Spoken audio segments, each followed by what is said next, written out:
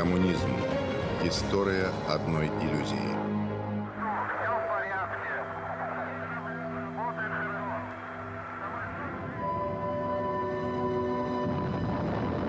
Частка 3. Каляпс. Фильм Петера Глёца и Крыстыяна Вайзенборна. Байконур. 4 кастрычніка 57-го году. Савецкі Саюз запускае на арбіту першы штучны спадарожнік зямлі, які атрымаў назву «Спутнік». Ціхі гукавы сігнал з касмічнай прасторы устрывожыў захад. Узнікла перасцярога, што ракеты, якія вывелі на арбіту спадарожнік, здольныя перапраўляць і атамныя бомбы. 61 год. Наступны перасцерагальны сігнал. Юрый Гагарин стаецца першым чалавекам у космосе. Для Мікіты Хрушчова гэта з'яўляецца доказам перавагі камуністычнага ладу. Хрушчоў верыў у камунізм гэтаксама, як хрысціяне ў рай. Ён сказаў, мы можам пабудаваць самае перадавое грамадства. Мікіта Хрушчоў нарадзіўся ў 1894 годзе ў беднай сялянскай сям'і ва ўкраіне. Ягоныя дзед і бабка былі прыгоннымі сялянамі. У 1918-м механік Хрушчоў уступае ў кампартыю. Пры Сталіне заканчвае партыйную школу і хутка ўздымаецца па кар'ернай драбіне. На пасадзе першага сакратара маскоўскага абкаму Хрушчоў кіруе будаўніцтвам метрапалітэну, завяршае яго ў рэкордна кароткі тэрмін і гэтым стварае сабе імя. Ён удзельнічае ў сталінскім тэроры і ў 39-м уваходзіць у склад палітбюро Кампартыі Савецкага Саюзу, вышэйшага органу ўлады ў краіне. У якасці палітычнага камісара гэтае званне было роўнае генеральскаму. У часе Другой сусветнай Хрушчоў выканаў важную ролю ў Сталінградскай бітве. Пасля смерці Сталіна Хрушчоў, які ўваходзіў у склад усіх важных партыйных органаў, стаўся пераможцам у змаганні за ўладу. Хрушчоў увасабляў нязвыклы для Расіі тып лідара. Правадырам кшталту Мао альбо Сталіна не трэба было шмат размаўляць. Яны выступалі перад народам раз на год, казалі пра нешта такое, каб іх ніхто не зразумеў, а пасля ўсе абмяркоўвалі. Што ж яны насамрэч мелі на ўвазе? Бо яны ж лічыліся значна разумнейшымі. На 20-м з'ездзе партыі Хрушчоў нечакана для ўсіх асуджае сталінскія злачынствы. Сотні тысячаў вязняў архіпелягу ГУЛАГ былі рэабілітаваныя і выйшлі на волю. Другой паловай хрушчоўскай рэвалюцыі было тое, што ён адмовіўся ад неабмежаванай эксплуатацыі ўласнага народу. Сталін казаў, што савецкі народ мусіць у першую чаргу займацца вытворчасцю, а не спажываннем, якое лічылася чымсьці буржуазным. Хрушчоў рэабілітаваў спажыванне.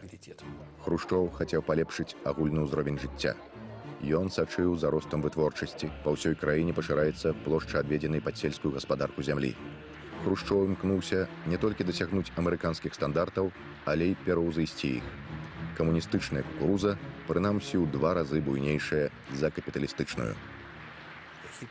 У адной з сваіх прамоваў ён сказаў, звяртаючыся да амерыканцаў: «Вы абганяеце нас, вы больш перадавыя, але мы будзем вучыцца ў вас, перагонім вас, і затым альбо вы далучыцеся да нас, альбо мы памахаем вам ручкай». Хрушчоў быў таленавітым ад прыроды чалавекам. У яго была надзвычай добрая памяць і здольнасць вельмі хутка арыентавацца ў сітуацыі. У той жа час Хрушчоў быў прыкладам таго, як абсалютная ўлада абсалютна разбэшчвае палітыка.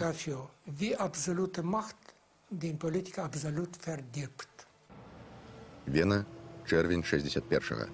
Урачысты прыезд і першая сустрэча двух самых уплывовых лідараў у свеце. Маладога толькі што абранага прэзідэнта Джона Кеннедзі і кіраўніка савецкай кампартыі і ўраду Мікіты Хрушчова. Дэмаралізаваны няўдалай ваеннай аперацыяй супраць Кастра, Кеннедзі ставіцца да Хрушчова стрымана.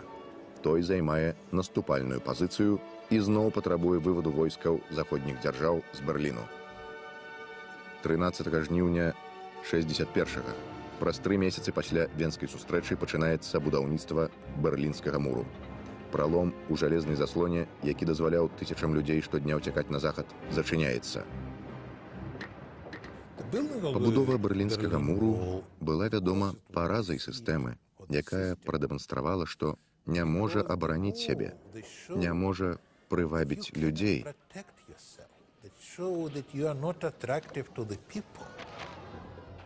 Да 61-го году краіна ўжо засталася без эліты, бо тая проста з'ехала. Калі б яны не перакрылі шлях да ўцёкаў, з'ехалі б і ўсе астатнія. А гэтага яны не маглі дазволіць, бо ўсё яшчэ верылі ў магчымасць пабудаваць сацыялістычную дзяржаву.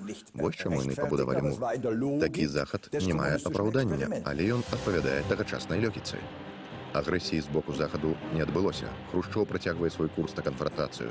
Ён падтрымлівае вызвольны рух у шэрагу краінаў і выкарыстоўвае ААН у якасці пляцоўкі для палітычных дыскусіяў. Здравствует революционный народ Кубы!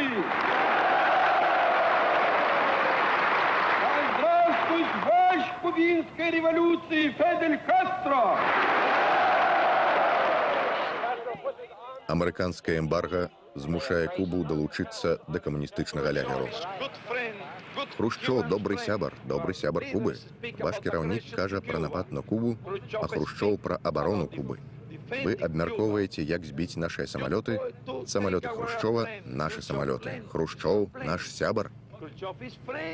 Хрушчоў хацеў, каб яго паважалі як роўнага. Ён ціснуў на ўсіх амерыканскіх прэзідэнтаў, на прэзідэнта Айзенгауэра, на прэзідэнта Кеннеді. Гэта была адна з прычынаў карыбскага крызісу. Гэтае ягонае «я хачу быць роўны вам». Амерыканцы не пайшлі б на гэта добраахвотна. Яны зрабілі гэта толькі пад ціскам з боку Хрушчова. У кастрычніку 62-го амерыканскія выведныя самалёты фатаграфуюць ракетныя базы на Кубе. Кеннеді ўводзіць марскую блякаду выспы. Сітуацыя робіцца крытычнай. Абодва бакі рыхтуюцца да ядзернай вайны. Свет апынаецца на мяжы знішчэння. У апошнюю хвіліну Хрушчоў і Кеннеді заключаюць сакрэтную дамову. Савецкія караблі з ракетамі на борце вяртаюцца назад. Амерыка са свайго боку пагаджаецца вывесці свае ядзерныя ракеты з савецка-турэцкай мяжы на працягу 6 месяцаў. Небяспечнае маўчанне між двума лідарамі пераадоленае дзякуючы тэлекснай сувязі, знакамітай гарачай лініі. Самыя магутныя людзі ў свеце зноў гуляюць у мірныя гульні. Вось Мікіта Хрушчоў гуляе ў бадмінтон з дзяржсакратаром ЗША Дынам Раскам. Але эканамічнае спаборніцтва з захадам прайгранае. Хрушчоў прызнае, што цэнтралізаваная эканоміка залішне непад'ёмная. Ягоныя амбітныя праекты меліярацыі глебы церпяць няўдачу. Пасля некалькіх неўраджайных гадоў ён вымушаны набываць пшаніцу ў сваіх капіталістычных ворагаў. Хрушчоў страціў твар. Я маю на ўвазе не як асоба, а як кіраўнік Савецкага Саюзу. Гэта адчулі шматлікія чальцы кампартыю ў так званых краінах народнай дэмакратыі. І гэта было, на мою думку, адной з прычынаў, чаму яго так адносна лёгка знялі з пасады. У гэты ж час ён распачаў новы віток рэформаў. Ён хацеў ажыццявіць дэцэнтралізацыю эканомікі, даць больш паўнамоцтваў дырэктарату, каб іхныя стасункі з дзяржавай абмяжоўваліся толькі выплатай падаткаў. Гэта магло б быць першым крокам да рынкавай эканомікі. Інжынеры заводу ў Савецкім Саюзе? Ды што вы? Ідэя цэнтралізаванага планавання, пры якім ад нас патрабавалася планаваць усё да апошняй дробязі, была цалкам смяхотнай. Ад нас чакалася, што мы зробімся аўтаномнымі, але гэта было немагчыма. Дадайце сюды яшчэ некампетэнтных партыйцаў, тым часам, як нам былі патрэбныя спецыялісты. Як можна што-небудзь планаваць, калі асноўныя лічбы складаюць дзясяткі мільярдаў, калі трэба апараваць з мільённымі долямі? Мы казалі пра сур'ёзныя эканамічныя рэформы. Не абавязкова толькі пра прыватызацыю, але і пра іншыя рэчы, без якіх савецкая эканоміка збанкрутавала б. Але ўсе бюракраты былі супраць. Яны ж разумелі, што ім патрэбна мець поўны кантроль. Яны прагнулі стабільнасці ды ўпэўненасці ў тым, што да смерці застануцца пры сваіх функцыях. Таму і хацелі скінуць яго з пасады.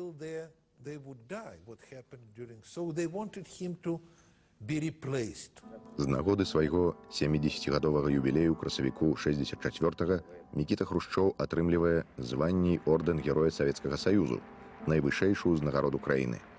Ордэн уручае Леонід Брэжнеў, які ўжо плануе скінуць Хрушчова. Зручны момант настае праз 6 месяцаў. У кастрычніку таго ж году Хрушчова адхіляюць ад улады. Яго скінулі старыя сталіністы і неасталіністы, бюракраты і партыйная номенклатура, бо ён збіраўся зайсці занадта далёка. Савецкі Саюз быў клясавым грамадствам, дзе ніхто не хацеў ахвяраваць сваімі прывілеямі. Леонид Ильич Брежнев стаецца новым магутным кіраўніком. Ён нарадзіўся ў 1906 годзе ва ўкраіне, у сям'і сталявара, прайшоў усе неабходныя этапы на шляху да ўлады. Пасля зняцця Хрушчова Брежнев стаецца генеральным сакратаром камуністычнай партыі Савецкага Саюзу. Ён рэабілітуе Сталіна, гарантуючы партыйцам іхныя пасады і прывілеі.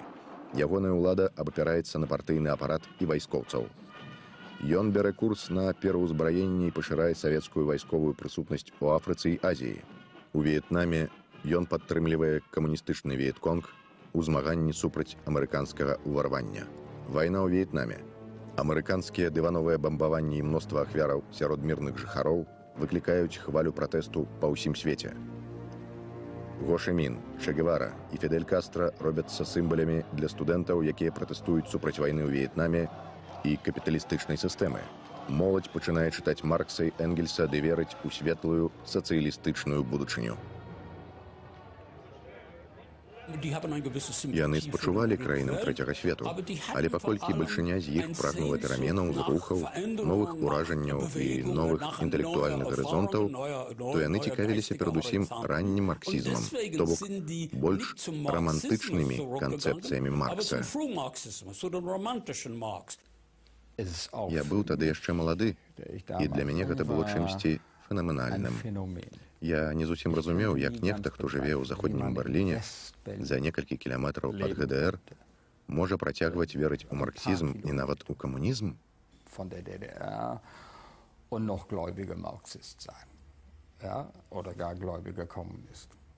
Ужо сам іхны лёзунг «Не вер нікому, каму за 30» найлепш характарызуе студэнцкі рух 68-га. Адразу ясна, што гэта быў толькі пратэст дзяцей супраць пакалення бацькоў. Яны не былі камуністамі, яны былі дылетантамі.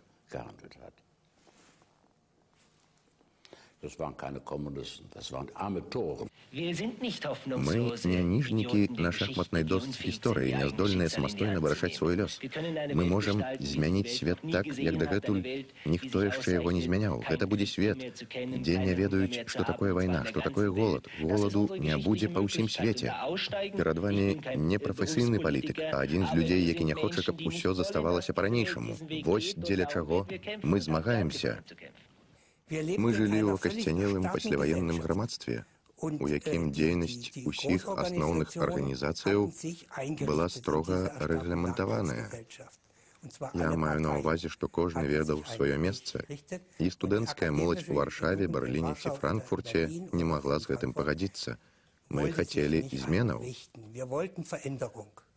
Натуральна, мы не ведалі, што на гэта спатрэбіцца 30 гадоў, што гэтыя змены адбудуцца не на капіталістычным, а на постсталінскім баку свету. Урэшце, многае з таго, да чаго мы тады заклікалі, адбылося, але не на захадзе, а на ўсходзе. У Чэхаславакчыне людзі таксама марылі пра больш свабоднае і справядлівае грамадства. Праская вясна зрабілася сімвалем сацыялізму з чалавечым тварам.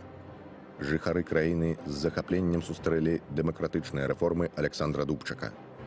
У ліпені 68-га падчас сустрэчы кіраўнікоў краін Варшаўскай дамовы ў Браціславе Леонид Брежнев запатрабаваў ад чэхаславацкага кіраўніцтва вяртання да савецкай мадэлі сацыялізму. Савецкае кіраўніцтва жорстка змагалася супраць усялякіх спробаў дзяржаваў-сатэлітаў, як іх называлі ў тыя часы, адмежавацца ад савецкага блоку або талераваць з'явы, якія маглі пагражаць чысціні камуністычнай дактрыны. Брежнев быў супраць любых рэформаў. Ён баяўся, што змены адаб'юцца і на Савецкім Саюзе, таму імкнуўся замарозіць такія з'явы. 21 жніўня 68-га войскі Варшаўскай дамовы ўваходзяць у Прагу. Чэхаславацкі ўрад асуджае ўвод войскаў як парушэнне міжнароднага заканадаўства і тым не менш загадвае сваім войскам і грамадзянам не чыніць супраціву. Але ж людзі супраціўляюцца танкам. Праскую вясну спыняюць гвалтам. Савецкі Саюз заднім числом апраўдвае свае дзеянні брэжнеўскай дактрынай, паводле якой абарона сацыялізму абавязак кожнай дзяржавы варшаўскай дамовы.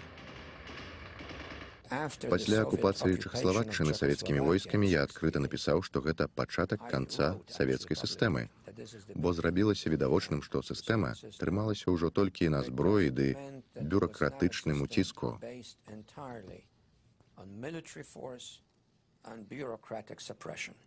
Нельга забывацца на тое, а сёння шмат хто пра гэта забываецца, што Савецкі Саюз валодаў вялізным арсеналам ядзернай зброі. Таму адказ на крытыку ў бок захаду, чаму не ўмяшаліся, не паспрабавалі спыніць тыя жахлівыя падзеі, трэба нагадаць, што ўмяшанне магло прывесці да ўсясветнай вайны і смерці мільёнаў людзей. Такая небяспека была, і мы ўсе жылі з усведамленнем гэтай небяспекі. Надзвычай важна было вытрымліваць баявую стойку і трымацца ваяўніча, каб не даць савецкім кіраўнікам нават спадзявацца на тое, што яны могуць перамагчы ў атамнай вайне. Абедзве звышдзяржавы мелі столькі ядзернай зброі, што яе хапіла б, каб некалькі разоў знішчыць свет. Ніводная з іх не магла атакаваць першай, не рызыкуючы быць зруйнаванай. Гэтая празмерная колькасць зброі атрымала назву балянсу запалохвання і мела гарантаваць мір падчас халоднай вайны.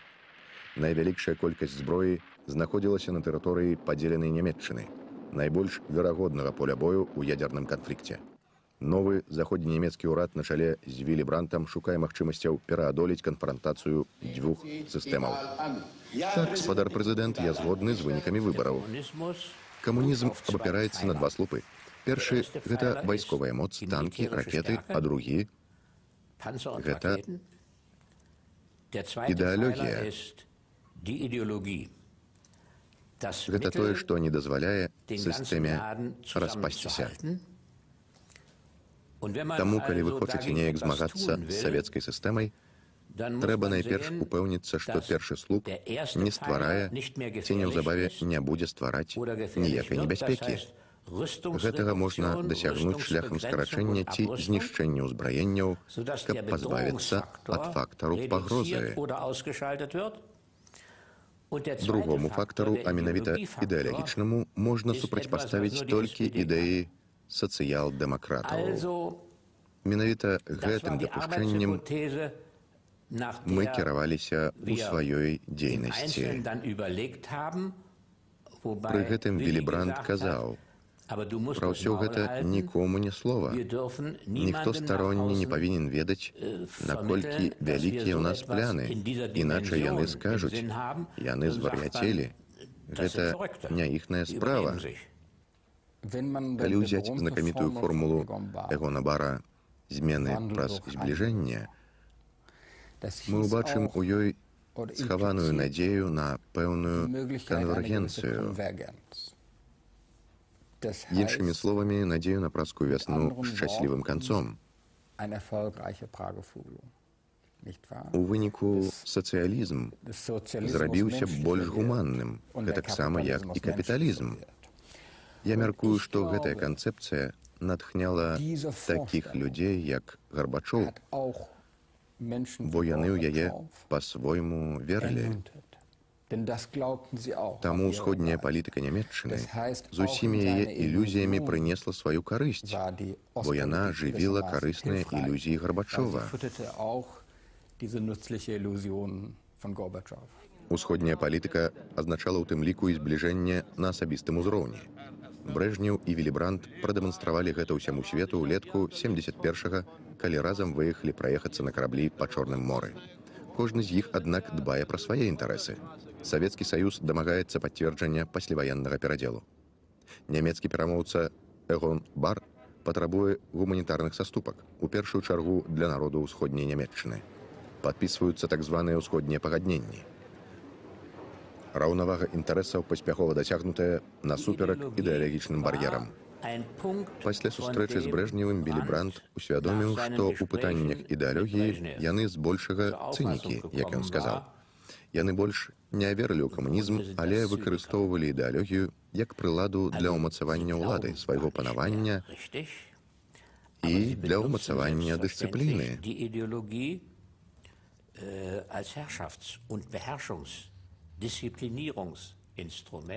У Кітаі ўмацоўваецца культ асобы Мао Цзэдуна. Амбіцыі Мао робяць Кітай галоўным супернікам Савецкага Саюзу ў межах сацыялістычнага блоку. Бакі абвінавачваюць адзін аднаго ў здрадзе камуністычным ідэалам. На кітайска-савецкай мяжы на рацэ Усуры братнія сацыялістычныя народы ўздымаюць зброю адзін супраць аднаго. Кітайцы на чале з Мао лічылі, што маюць права на лідарства ў сацыялістычным блоку праз сваю колькасць і свой свежы рэвалюцыйны імпэт. Паўтару, што камунізм у той час быў усяго толькі шыльдай. На самой справе адбывалася змаганне за лідарства ў трэцім свеце. Барацьба Мао за дамінаванне ў трэцім свеце адбываецца на фоне ягонага канфлікту з камуністычнай партыяй Кітаю. Мао мабілізуе кітайскі народ супраць партыйных функцыянераў. Ягоныя эканамічныя рэформы церпяць няўдачу. Трэба разумець, што гэта была вялізная грамадзянская вайна. Вядома, мелі месца некалькі паказных працэсаў, але збольшага гэта была ўсеагульная грамадзянская вайна, якая ўключала ў сябе шмат меншых войнаў, жахлівых забойстваў і судовых працэсаў, якія не ідуць у параўнанні са сталінскімі. У нейкім сэнсе яны былі нават больш брутальнымі за маскоўскія працэсы. Пасля смерці Мао Цзэдуна ў Кітаі зноў адбываюцца радыкальныя змены. Дэн Сяопін паспяхова ажыццяўляе тое, чаго не здолеў зрабіць Мікіта Хрушчоў пасля смерці Сталіна. Паступова ўводзячы свабодныя эканамічныя зоны, ён праводзіць дэцэнтралізацыю эканомікі ў адпаведнасці з рынкавай мадэллю. У той жа час кампартыя не выпускае ўладу з рук. Аднойчы я напалову жартам, напалову сур'ёзна сказаў Дэн Сяопіну: «Вы называеце сябе камуністычнай партыяй, але ж вы на самой справе канфуцыянская партыя». Мы размаўлялі па-ангельску, і ён адказаў мне: «So what? Што з таго?» Здаецца, што яму было ўсё адно.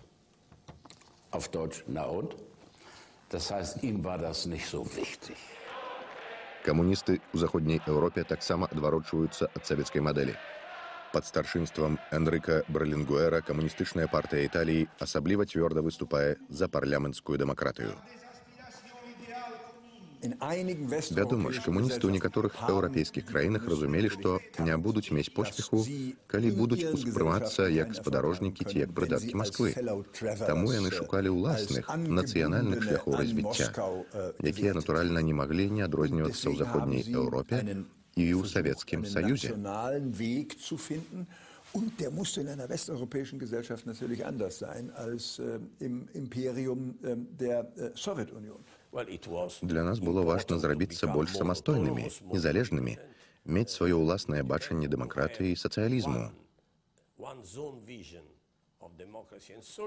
Гэта быў прыхаваны пратэст супраць савецкіх догмаў, супраць так званага рэальнага сацыялізму. Французскія камуністы на чале з Жоржам Маршэ застаюцца вернымі ідэі дыктатуры пралетарыяту. У выніку камуністычная партыя Францыі страчвае сваю вагу ў грамадстве. Мы былі перакананы, што адзіным магчымым выйсцем пасля нашага абмежавання ад Савецкага Саюзу было далучэнне да сацыял-дэмакратаў. Хельсінкі, жнівень 75-го. Канферэнцыя па бяспецы і супрацоўніцтву ў Еўропе, якая зменіць свет. Брэжнеў дасягае галоўнай мэты апошніх 30 гадоў савецкай знешняй палітыкі. Усе краіны-удзельніцы НАТО прызнаюць пасляваенныя дзяржаўныя межы. Цана за гэта, з ягонага гледзяшча, не самая высокая. Адной з галоўных мэтаў нямецкай усходняй палітыкі і палітыкі заходніх краінаў быў намер даць крыху свежага паветра, крыху свабоды дыскусіяў для ўсходу і на ўсходзе. Гэта было дасягнута ў заключным хельсінскім пагадненні.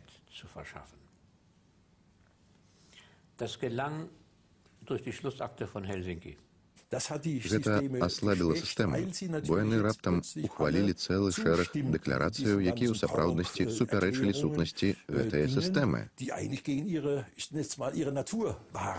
Пасля шматгадовай падрыхтоўкі 35 кіраўнікоў дзяржаваў і ўрадаў падпісалі выніковы акт АБСЭ.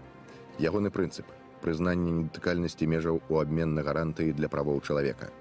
Тэкст пагаднення мусіў быць надрукаваны ў газетах тых краінаў, якія яго падпісалі.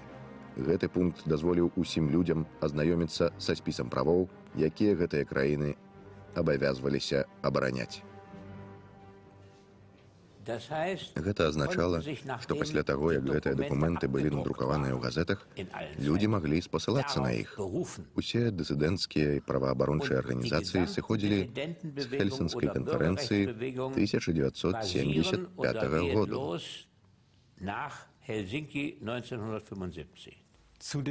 Наконт дысідэнтаў я б найперш зазначыў, што зроблены імі ў 70-е гады аналіз быў дакладным.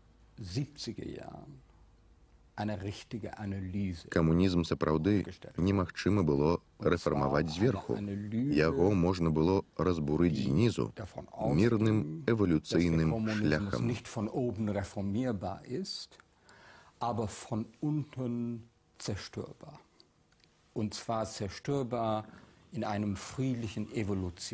Людзі ва ўсім усходнім блоку пачынаюць карыстацца новымі правамі, гарантаванымі пагадненнем.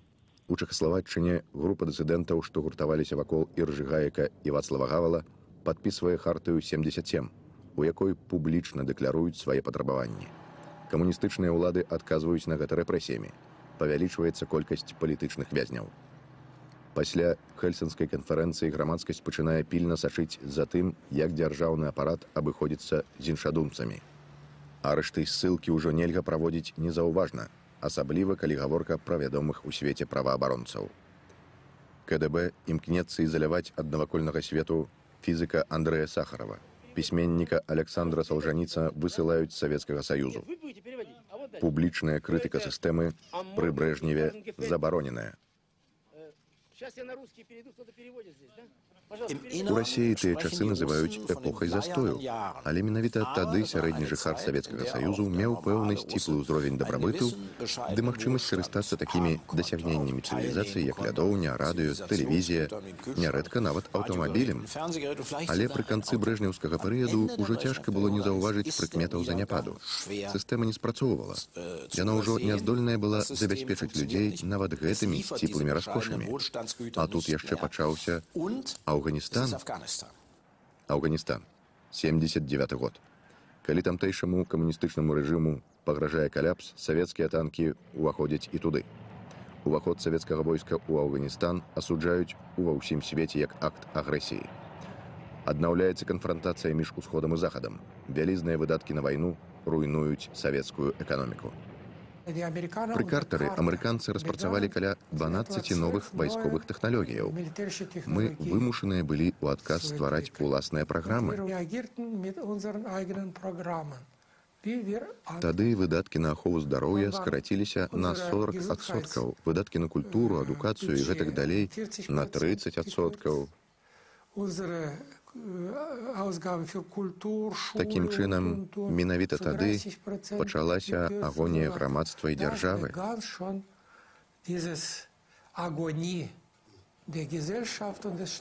Выстойванне ў чэргах ператвараецца ў штодзённую працу. Складана набыць нават самыя неабходныя тавары. Паўсюль пустыя паліцы. Дэфіцыт паралізуе эканоміку ўсяго ўсходняга блоку. У той час, як на захадзе, дзякуючы кампутарным тэхналогіям, адбываецца трэцяя прамысловая рэвалюцыя, савецкае кіраўніцтва імкнецца ізаляваць краіну ад усялякага ўплыву звонку. У Саюзе тады наракалі, што на захадзе кожны 15-гадовы падлетак можа гуляць у кампутарныя гульні, у той час, як у іх было ўсяго некалькі спецыялістаў, якія пасля розных іспытаў толькі ва ўзросце 20-25 гадоў упершыню бачылі вылічальную машыну. Карыстанне кампутарам у побыце, не кажучы пра ўжыванне яго для вайсковых мэтаў, якое практыкавалася на захадзе, было ў СССР немагчымым, бо вымагала атмасферы свабоды. Прагрэсіўнае грамадства, якім савецкае грамадства ўсё ж было, не можа існаваць ва ўмовах дыктату. А менавіта абмежаванні і дыктат складалі сутнасць брэжнеўшчыны. Напрыканцы 70-х адбываюцца антыўрадавыя выступленні ў Польшчы. Рабочыя абвяшчаюць страйк. Супраціў шмат у чым быў звязаны з моцным уплывам, які мела ў Польшчы каталіцкая царква, а таксама з тым фактам, што менавіта польскі біскуп быў абраны папам. У 1979 папа Ян Павел II наведвае сваю бацькаўшчыну. Паўсюль яго вітаюць натхнёныя натоўпы людзей.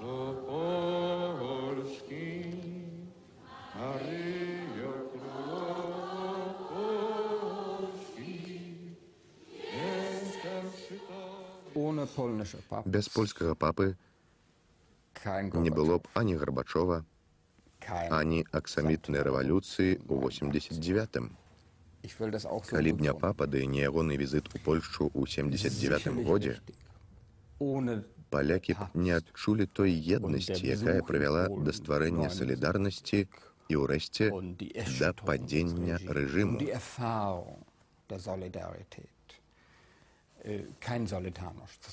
Візіт папы натхняе ягоных суайчыннікаў на стварэнне новага апазіцыйнага руху.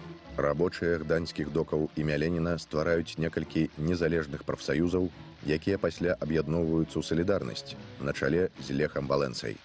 Асобныя выступы дысідэнцкіх групаў у абарону правоў чалавека ператвараюцца ў масавы рух за самавызначэнне. Без салідарнасці не было б Гарбачова, бо адпраўным пунктам ягонай палітыкі датычна Еўропы было перакананне. Далей так быць не можа. Патрэбныя прынцыповыя змены ва ўсходняй Еўропе. Гарбачоў уваходзіць у склад палітбюро Кампартыі Савецкага Саюзу, калі яму яшчэ няма і 50. 82 год. Парад да 65-х угодкаў рэвалюцыі. На фоне сівых партыйных функцыянераў Гарбачоў вылучаецца сваім маладым векам. У абліччы кіраўніка партыі і ўраду Леаніда Брэжнева заўважныя прыкметы старасці і невылечнай хваробы. Гэта ягонае апошняе з'яўленне на публіцы. Неўзабаве ён памірае. На працягу 3 гадоў паміраюць 2 ягоныя наступнікі – Юры Андропаў і Канстантин Чарненка. Абранне 54-гадовага Міхаіла Гарбачова на пасаду генеральнага сакратара выглядае як пэўная палёгка. Гарбачоў, сын механізатара, атрымаў юрыдычную адукацыю ў Маскве. Стаўшыся самай магутнай асобай у Савецкім Саюзе, Гарбачоў разам з сям'ёй накіроўваецца на першамайскую дэманстрацыю. Людзі звязваюць з ім вялікія спадзяванні. Падчас маёй першай размовы з Гарбачовым ён выказаў думку, што камуністычная ідэя мусіць быць вызваленая ад цяжару сталінскай спадчыны, злачынстваў, якія адбываліся на загад Сталіна. І тады адбудзецца адраджэнне колішніх ленінскіх ідэяў.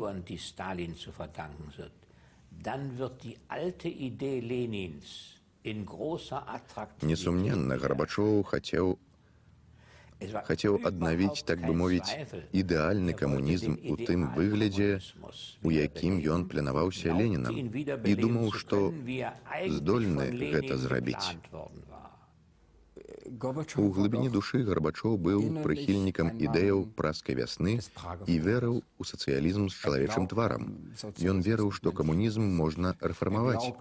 Без гэтай ілюзіі ён не зайшоў бы так далёка.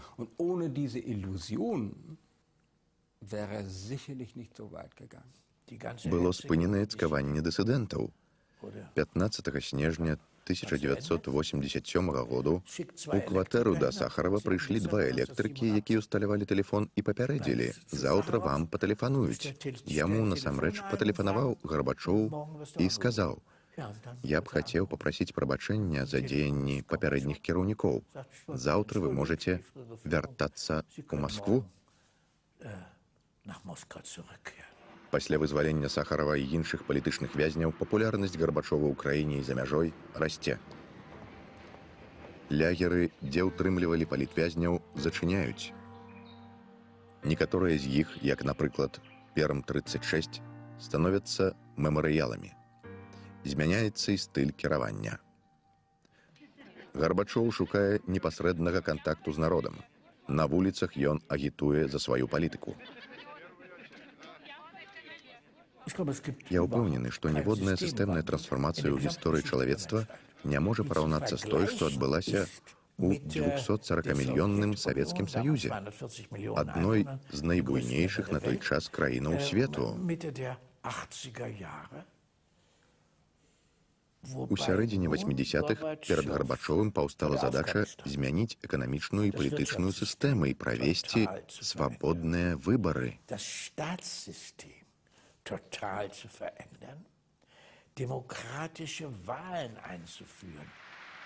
Люты 1986 году, 27-й з'езд камуністычнай партыі Савецкага Саюзу. Гарбачоў выступае з яскравай прамовай. Ягоныя лёзунгі — галоснасць і перабудова. Дэлегаты з'езду ў захапленні. Паўсюль пануе аптымізм.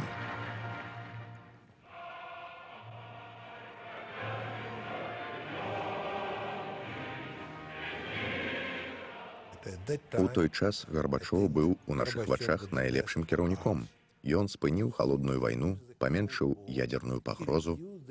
З другога боку, ён быў вельмі супярэчлівай асобай, апошнім бальшавіком 20-го стагоддзя. І ў той жа час супрацоўнічаў з прэзідэнтам Рэйганам, які меў тыя ж самыя мэты, аднак быў перакананым антыкамуністам. Рэйган праводзіў жорсткую антыкамуністычную лінію. Ён лічыў, што мы маем не толькі абавязак, а яшчэ і магчымасць загнаць Савецкі Саюз у кут, дзе яму будзе цесна. Менавіта гэта ён і зрабіў. Але ж ён быў не дурань. Карыстаючыся ваяўнічай рыторыкай халоднай вайны, ён прымаў узаемна спрыяльныя рашэнні. Рэйк'явік зрабіўся паваротным пунктам у ўзаемаадносінах Вашынгтона і Масквы. Гарбачоў актыўна праводзіць сваю замежную палітыку ў жыццё. У 86-м адбываецца вырашальная сустрэча з прэзідэнтам ЗША Рональдам Рэйганам у Рэйк'явіку. Адна з галоўных праблемаў савецкага ўраду — гэта шалёны тэмп мадэрнізацыі, дыктаваны Амерыкай.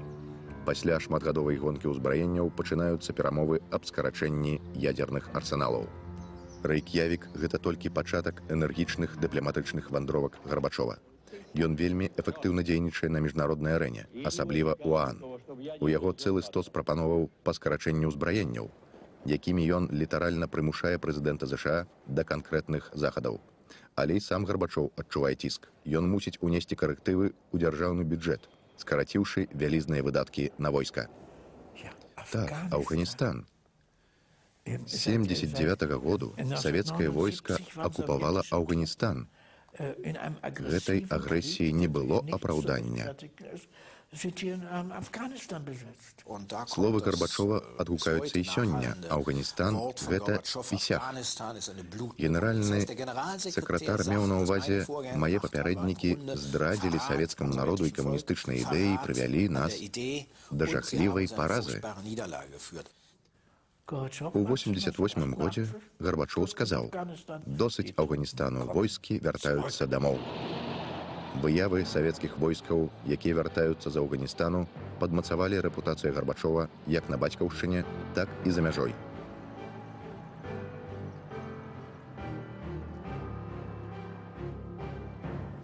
Ягоная унутраная палітыка была няўдалай.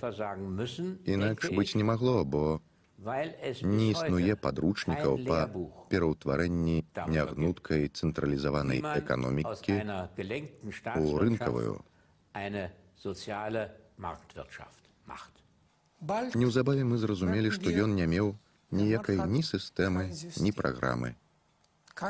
У яго быў тэзіс: увяжемся ў бой, а там пабачым. Ён казаў, гэта ж ленінскія словы. Тут ён крыху памыліўся. Гэтыя словы належалі Напалеону, а не Леніну. Напрыканцы 80-х Гарбачоў запрасіў мяне для перамоваў. Я сказаў, што яму трэба больш увагі надаваць грашовай палітыцы, сачыць за павелічэннем грашовай масы. Я назваў яму велічыню аб'ёму рублёвай масы за адзін год і за другі, а ён сказаў: о, таварыш Шмідт, мы ў Маскве ніколі не зважалі на гэта. Гэта быў нонсенс. Я раптам усвядоміў, што ён проста не здольны зразумець некаторых рэчаў. Я лічу, што ён меў вельмі добрыя намеры. Але ён не быў паслядоўным і ўпэўненым рэфарматарам, як, напрыклад, Дэн Сяопін. Як бяздумна ён скасаваў загадную сістэму, зруйнаваў раз і назаўжды нашу эканоміку. Як ён прадаў залаты запас. Напрыканцы яго кіравання мы былі практычна пазбаўленыя залатога запасу і гэтак далей. Колькасць нападак і абвінавачванняў у бок гаспадара Крамля расце. Людзі выходзяць пратэставаць на вуліцу. Адны патрабуюць паскарэння рэформаў, другія вяртання да старога ладу. Шахтары страйкуюць не толькі таму, што ім не плацяць заробкаў, але і за свае дэмакратычныя правы. Для Савецкага Саюзу, для Расіі Гарбачоў дэструктыўная асоба. Ён артыст, віртуозны актор. Ён вельмі добра ўмеў прыстасоўвацца. Ён мог гуляць камедыйную ролю, драматычную ролю, і ўсё гэта яму ўдавалася. Я не магу растлумачыць, як Гарбачоў прыйшоў да высновы, што ленінізм таксама трэба скасаваць. Гарбачоў, як чалавек, сфармаваны КДБ, верыў у тое, што яму дакладала КДБ. Паводле гэтых дакладаў навокал былі адны бадзёрыя савецкія людзі. Усе яны верылі ў савецкія ідэалы, а ўсе праявы нацыянальнай самасвядомасці – гэта проста фальклор. Ён сапраўды ў гэта верыў, але ён вельмі сур'ёзна ставіўся да дэмакратыі. Дэмакратыя патрэбная нам як паветра. Я сам прачытаў гэта ў Маскве на пачатку эпохі Гарбачова. Ён недаацэньваў выбуховы патэнцыял дэмакратыі ў спалучэнні з нацыяналізмам. Дэмакратыя патрэбная нам як паветра. Я сказаў тады Вілі: слухай, стары канфлікт скончаны. Адмова ад ідэі дыктатуры пралетарыяту на карысць дэмакратыі, неабходнай як паветра, азначала, што лідар камуністаў прыняў асноўныя сацыял-дэмакратычныя прынцыпы за свае. Гэта азначала таксама страту ўлады. А Вілі адказаў: маўчы, навошта ствараць хлопцу дадатковыя праблемы. У 88-м Гарбачоў адмаўляецца ад брэжнеўскай дактрыны. Гэта значыць, што Савецкі Саюз пазбаўляецца прэрагатывы ўмешвацца ў справы сацыялістычных краінаў. Праз некалькі месяцаў у большасці краінаў усходняй Еўропы адбываюцца аксамітныя рэвалюцыі. Амаль паўсюль камуністычныя ўрады негвалтоўна пазбаўляюцца ўлады. Гэта канец савецкай імперыі. 7 кастрычніка 1989 году ГДР адзначае 40-выя ўгодкі свайго заснавання. Ганаровы госць – лідар савецкіх камуністаў Міхаіл Гарбачоў. Кіраўніцтва ГДР выконвае старыя рытуалы. Але на вуліцах наспявае пратэст. Гарбачова і тут успрымаюць як прамень надзеі.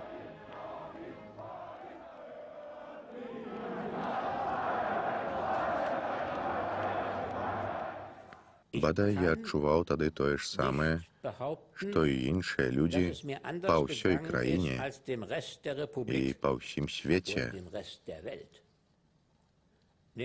У той славуты дзень, 9 лістапада 89 году, я паехаў да хаты, бо ў Бундестагу нічога не адбывалася. Нуднае, штодзённае пытанне. Я быў моцна ўражаны, калі ўключыў тэлевізар і ўбачыў, што людзі танчаць на муры. У наступны момант Вілі тэлефануе з Бундестагу і пытаецца: ты ў курсе, што адбываецца?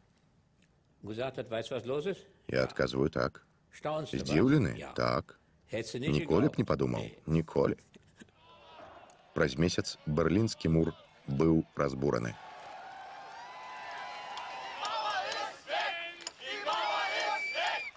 Гарбачоў не хацеў здаваць сваю камуністычную імперыю. Ён не быў здраднікам. Гарбачоў быў камуністам, але ён не меў эфектыўнай канцэпцыі рэфармавання камунізму. Таму ён узяў на сябе ролю караля, які сам аддае ворагу ключы ад сталіцы.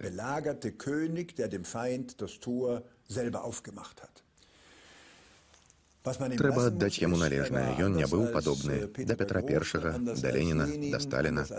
Ён не быў бязлітасным чалавекам, таму, магчыма, і выратаваў мільёны жыццёў. Мы павінны быць удзячнымі яму. Але вялікім дзяржаўным дзеячам ён, на жаль, не быў. Думаю, што нашае стаўленне да Гарбачова было неадназначным. З аднаго боку мы спрачаліся з ім, заклікалі яго апамятацца. З другога мы па-ранейшаму верылі ў яго. Мы дорага заплацілі за гэта, і асабліва дорага нашая бацькаўшчына. Вядома ж, ён не быў вялікім дзяржаўным дзеячам. Так не кажуць пра чалавека, які разбурыў сваю краіну. Гэта трагічная фігура. Але не забывайма, які гэта быў час. Тады краіна фактычна стаяла на мяжы рэвалюцыі.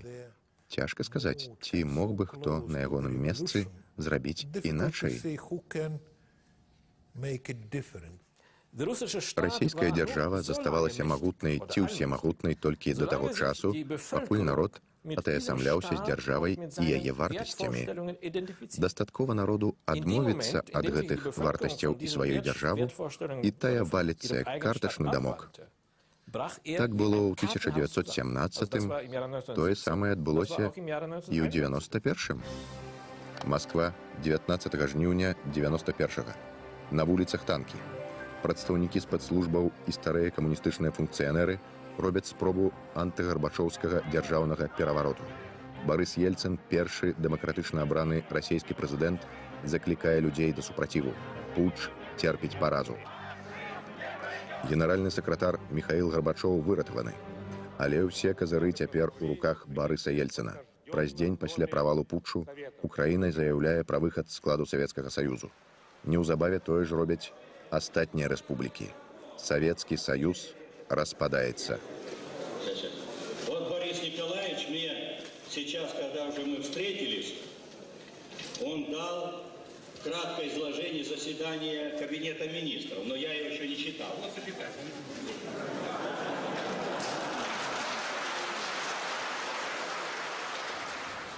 25 снежня 91 году апошні камуністычны лідар Савецкага Саюзу Гарбачоў у тэлевізійным звароце абвяшчае пра сваю адстаўку.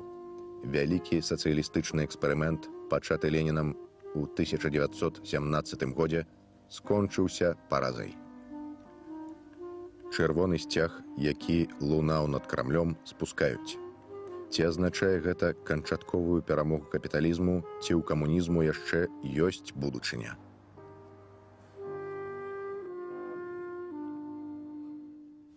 Асноўнае пытанне, ці можна рэфармаваць капіталізм, калі яго канкурэнт выявіўся няздольным да рэфармавання.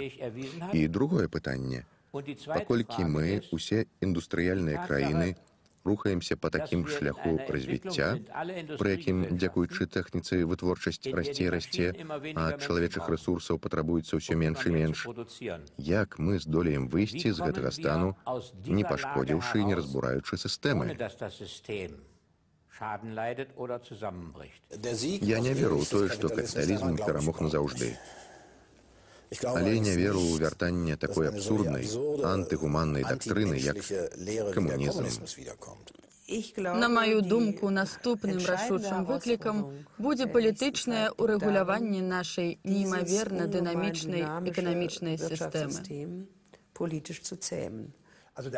Камунізм у сваім старым выглядзе не вернецца, але ў свеце распаўсюдзіцца брытанская канцэпцыя вестмінстэрскага парламентарызму, бо цяперашнія сацыяльна-эканамічныя канфлікты надзвычай глыбокія і надзвычай жорсткія.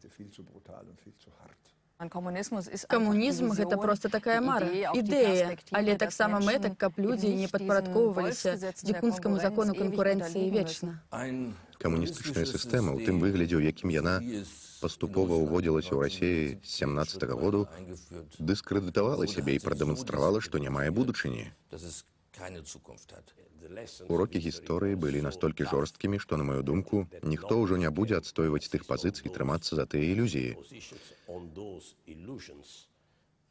Я не бачу будучыні для камунізму як ідэалогіі, якая магла б зрабіцца падмуркам для значных сацыяльных і палітычных рухаў, асабліва ў Еўропе.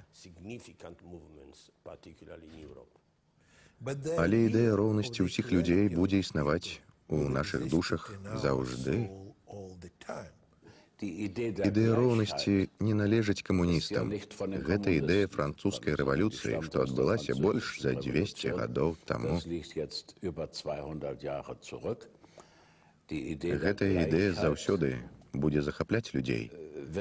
Але ці будуць яны на гэтай падставе лічыць сябе камуністамі, гэта ўжо зусім іншае пытанне. Пераклад Макс Шчур. Чыталі Алена Вохнева і Александр Лянович.